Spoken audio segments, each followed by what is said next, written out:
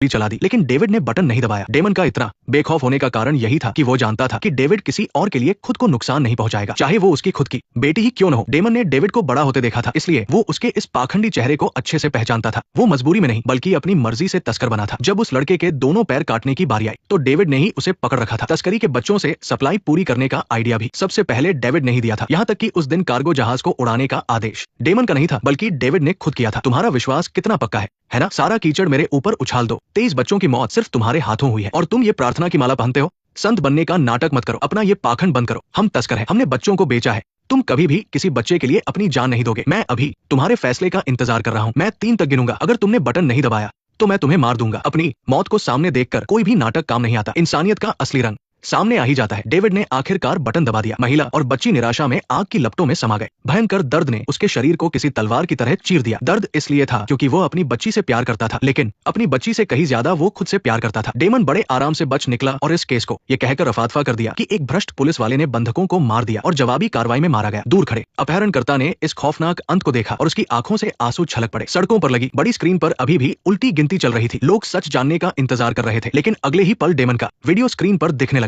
ये वही सब था जो अभी अभी घटा था और इसे रिकॉर्ड करने वाला कोई और नहीं बल्कि कैप्टन जॉन के सीने पर लगा बॉडी कैमरा था। दरअसल निकलने से पहले कैप्टन जॉन ने अपना पूरा प्लान पुलिस कमिश्नर को बता दिया था। इतने सालों तक उन्होंने जो कुछ भी किया वो सिर्फ इस केस की सच्चाई सामने लाने के लिए था। ये एक पुलिस वाले के रूप में उनका फर्ज भी था और उनकी पत्नी की आखिरी इच्छा भी। मैं चाहता हूं कि सबको सच पता चले, चाहे ये मेरी जिंदगी का आखिरी काम ही क्यों न हो। कैप्टन जॉन जानते थे कि सच रिकॉर्ड करने के लिए उन्हें अपनी जान की बाजी लगानी पड़ेगी। कमिश्नर उनके इस दृढ़ संकल्प से प्रभावित हुए और भारी मन से उनकी बात मान ली। अपनी नौकरी दांव पर लगाकर उन्होंने सब कुछ जनता के सामने ला दिया। इस घटना का इतना बड़ा असर हुआ कि प्रधानमंत्री ने खुद सेना भेजकर डेमन को गिरफ्तार करवाया और उस पर दर्जनों आरोप लगाए। वहीं बेहोश पड़े डेविड को अभी तक अंदाजा नहीं था कि उसे भी डेमन जितनी ही कठोर सजा मिलने वाली है। सबसे बड़ी हैरानी की बात तो ये थी कि जब उसे होश आया तो उसने देखा कि टीचर सारा बिल्कुल सुरक्षित थी। अपनी ही बेटी को अपने हाथों से मारने का एहसास कैसा होता है? तुम अभी भी जिंदा हो, तुम्हें मियां के बारे में पूछने का क्या हक है? उसे पहले ही पता चल गया था कि उसका पिता कैसा इंसान है। तुमने खुद बम लगाया था, तुमने खुद अपनी बेटी की जान ली है, तुमने उसे मेरे बेटे जैसा बना दिया। दरअसल टीचर सारा भी एक पीड़ित की मां थी।